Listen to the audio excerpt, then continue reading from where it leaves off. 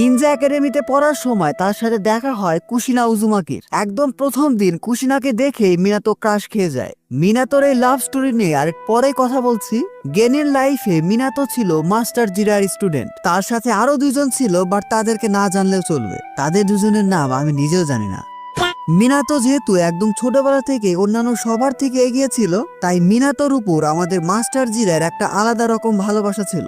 Minato Ninja একাডেমিতে একদম highest score করেছিল, যার রেকর্ড এখন পর্যন্ত কেউ ভাঙতে পারেনি। সে যে কোনো কিছু খুব দ্রুত শিখে ফেলতে পারত। এজন্যই মাস্টার জিরায়ার সবচেয়ে পছন্দের স্টুডেন্ট ছিল আমাদের মিনাতো নামিকাজে। মিনাতোর মধ্যে এত বেশি পটেনশিয়াল দেখে জিরা পার্সোনালি তাকে ট্রেন করাতে থাকে। এভাবে বেশ কিছুদিন চলে যাওয়ার পর মিনাতো নিনজা একাডেমি থেকে গ্রাজুয়েট হয়ে যায়। কিন্তু এর মধ্যে ঘটে আরেক ঘটনা। আমাদের কুশিনা উজুমাকি অন্যান্য ভিলেজের শিনোবিরা এসে কুশিনাকে কিডন্যাপ করে নিয়ে যায়। প্রথমত কুশিনা ছিল একজন উজুমাকি, দ্বিতীয়ত সে ছিল একজন জিন চুরিকি। কুশিনাকে যখন শিনোবিরা কিডন্যাপ করে নিয়ে যাচ্ছিল, তখন কুশিনা ইচ্ছা করে তার এক একটা চুল ছিঁড়ে ফেলে রাখছিল, যাতে করে যদি কেউ তাকে খুঁজতে আসে তারা যেন বুঝতে পারে তাকে কিডন্যাপ করে কোথায় নিয়ে যাওয়া হয়েছে।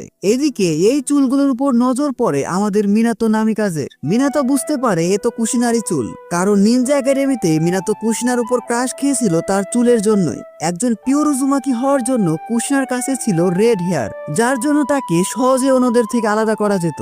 যাই হোক, মিনাতো বুঝে যায় যে কুশিনার কিছু একটা হয়েছে। সে তার এই রেড হেয়ারকে ফলো করতে করতে কুশিনার কাছেও পৌঁছে যায় এবং কুশিনাকে বাঁচিয়েও ফেলে। তারপর মিনাতো কুশিনাকে নিয়ে লি ভিলেজের দিকে রওনা হয়। মিনাতো এখানে প্রথমবারের মতো কুশিনার সাথে খোলাখুলি কথা বলে। মিনাতো কুশিনাকে জানায় যে তার রেড হেয়ার মিনাতোর অনেক বেশি পছন্দ।